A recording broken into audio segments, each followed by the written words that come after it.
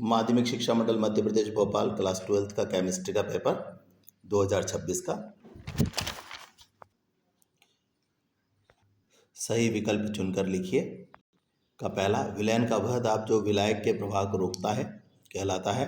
पहली यूनिट विलयन से, और यह इसका उत्तर यहाँ पे पहले ही मैंने लिखा रखा था, हाईलाइटेड है। वह दाब जो विलायक के प्रवाह को रोकता है परासरण दाब कहलाता है।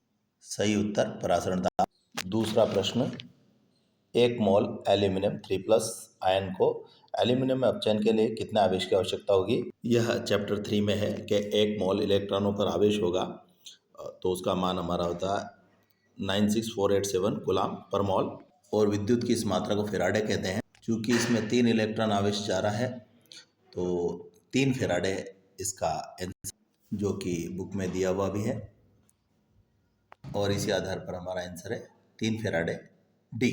चौथा प्रश्न, किसी रासायनिक अभिक्रिया में 10 डिग्री सेंटीग्रेड ताप वृद्धि से वेग स्थिरांक में लगभग वृद्धि होगी।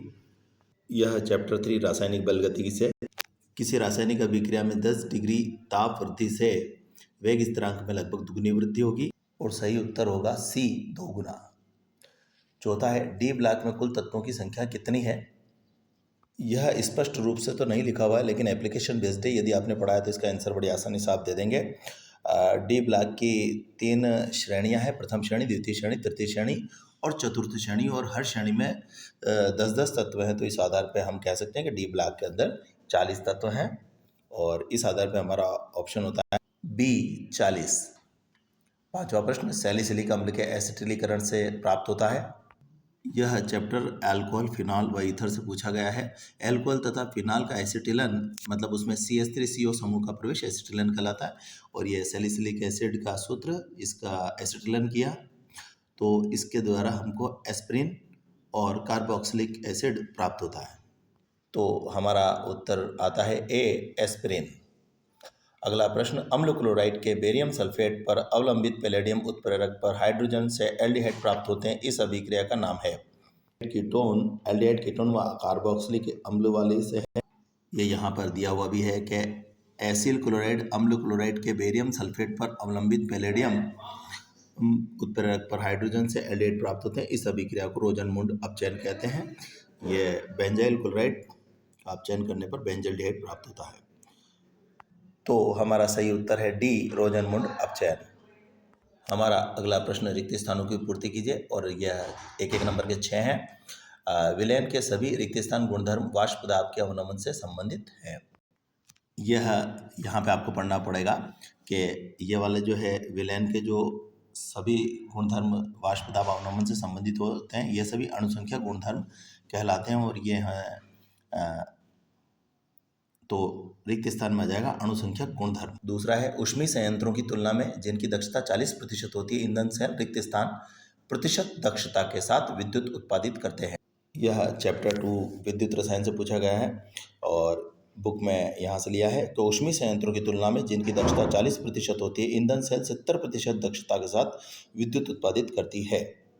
हमारा अगला है, जिंक, कैडमियम और मरकरी को सामान्यतः रिक्त स्थान तत्वों में शामिल नहीं किया जाता है। यह एक यूनिट 4 DYF ब्लॉक से है, और ये यहाँ पर दिया हुआ है कि वर्ग 12 के जिंक, कैडमियम तथा मरकरी में उनकी मूल अवस्था तथा ऑक्सीकरण संख्या उनकी सामान्य ऑक्सीकरण अवस्था में पूर्ण D10 विन्यास है, और इसीलिए इन्हें संक्रमण धातु नहीं माना जाता है। यहाँ पर तो है ही। उसके तीसरे पृष्ठ पर भी यही बात कही गई है कि ऑक्सीकरण अवस्थाओं में इनका कक्षक पूर्ण भारित होते हैं, इसलिए इन्हें संक्रमण तत्वों की श्रेणी में नहीं माना जाता है। तो यहाँ पे लिखा हुआ आएगा संक्रमण तत्व या संक्रमण श्रेणी तत्वों। हमारा अगला रिक्त स्थान है, कार्बन टेट्राक्लोराइड मतलब CCl4 में घुली ब्रोमीन को एल्कीन में डालने से ब्रोमीन का लाल रंग विलुप्त हो जाता है। यह किसी अणु में रिक्त स्थान की पहचान करने की एक महत्वपूर्ण विधि है। यह हेलो एल्केन तथा हेलो एरीन से पूछा गया है। यहाँ पर है कि CCl4 में घुली ब्रोमीन को एल्कीन में डालने से ब्रोमीन का लाल रंग विलुप्त हो जाता है। यह किसी अणु में द्विआबंध की पहचान करने की एक महत्वपूर्ण विधि है। तो रिक्त स्थान में आएगा द्विआबंध। और पांचवा है, एमिनो में एक असहभाजित इलेक्ट्रॉन युग्म उपस्थित होने के कारण यह रिक्त स्थान की भांति व्यवहार करती है। यह एमीन वाले चैप्टर से पूछा गया है। असहभाजित इलेक्ट्रॉन युगल की उपस्थिति के कारण एमीन नाभिक रागी की तरह व्यवहार करती है। तो पांचवें में आएगा हमारा नाभिक रागी या न्यूक्लियोफिलिक। और छठा आखिरी है, प्रोटीन के जल अपघटन से केवल रिक्त स्थान ही प्राप्त होते हैं।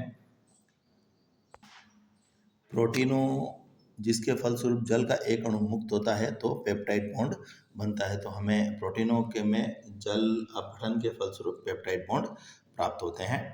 तो छठे में आएगा हमारे पेप्टाइड बॉन्ड, पेप्टाइड बंध।